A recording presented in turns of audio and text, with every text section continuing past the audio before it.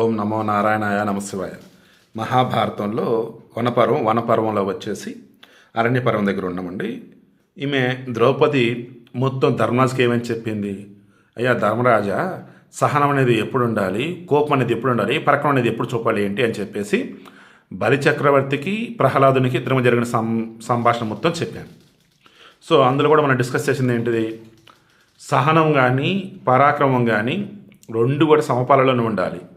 ఎట్టి పరిస్థితిలో కూడా మనం క్రోధాన్ని అణుచుకోలేక ఎదురునోడు చేసిన తప్ప ఒప్పు అనేది చెక్ చేసుకోలేక గనక బిహేవ్ చేస్తే మనకి రాక్షసుడికి సంబంధం అంటే మనకి రాక్షసుడికి ఇక తేడా లేనట్టే, మన అనుకుని కూడా దూరం అయిపోతాం. సహనం అనేది మితిమీరి కనుక ఉన్నట్టయితే కట్టుకున్న భార్య, కన్న పిల్లలు, పనులు మొత్తం కూడా మనం చెదరించుకుంటారు. అది మాత్రం గుర్తుంచుకోండి, చాలా ముఖ్యమైనది కాబట్టి మరలా 1 minute అదే చెప్పాను.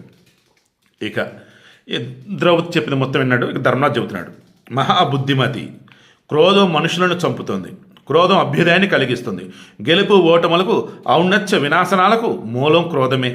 సుందరి, క్రోధాన్ని నిగ్రహించిన వాడే ఉన్నతిని పొందుతాడు.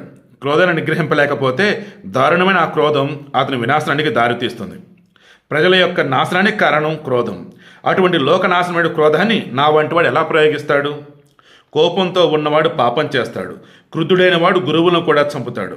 క్రుద్ధుడు పరుషాలైనటువంటి మాటలతో శ్రేష్ఠులను అవమానిస్తాడు.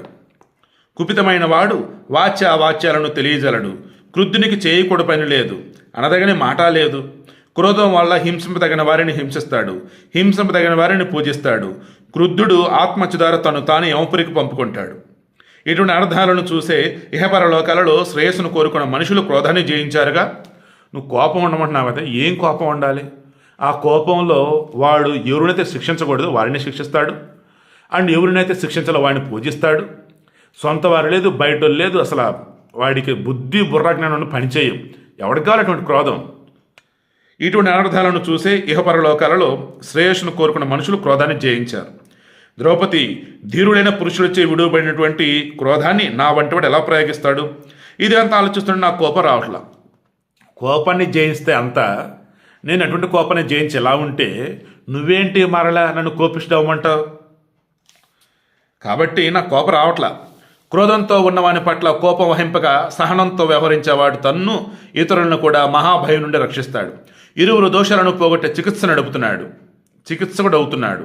అంటే క్రోధంతో ఉన్నవాని పట్ల కోపం వహింపక సహనంతో వ్యవహరించేవాడు, ఎదురువాడు కోపంతో విర్రవీగుతున్నాడు, యువతడు చాలా సహనంతో ఉన్నాడు. అటువంటి అప్పుడు ఈ సహనంతో అవతలవాడిని కాపాడుతాడు, వీడిని కాపాడుకుంటాడు.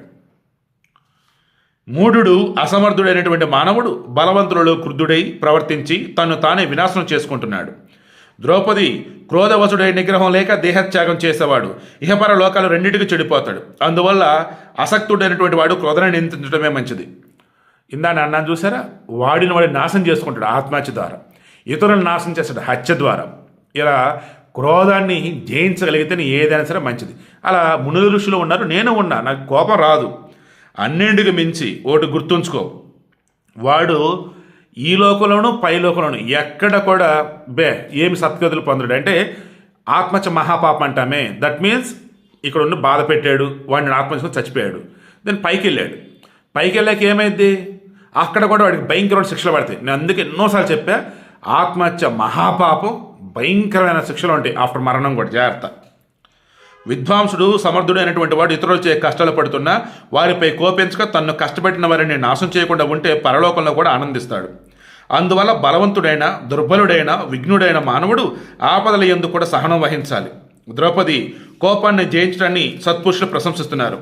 ఈ లోకంలో సహనశీలుడే ఎల్లప్పుడూ జయం పొందుతాడని సత్పురుషుల అభిప్రాయం. అసత్యం కంటే సత్యం శ్రేష్టమైంది, క్రూరత్వం కంటే దయాలత్వం శ్రేష్టమైంది. సత్పురుషులందరూ విడిచిపెట్టినటువంటి ఎన్నో దోషాలు గల క్రోధాన్ని సుయోధనుడు నన్ను చంపినా సరే నా వంటి వాడు ఎలా ప్రయోగిస్తాడు? అరే వాడు దుర్యోధనుడు ఎన్ని రకాలుగైనా సరే నన్ను ఇబ్బంది పెట్టవచ్చు కాక నేనుగా వాడిని కోప్పడను. యుద్ధం అంటావా, యుద్ధం చేద్దాం, మళ్ళీ అది వేరు. ఇంకా రిమైనింగ్ ఏమన్నాడు రేపు డిస్కస్ చేద్దాం.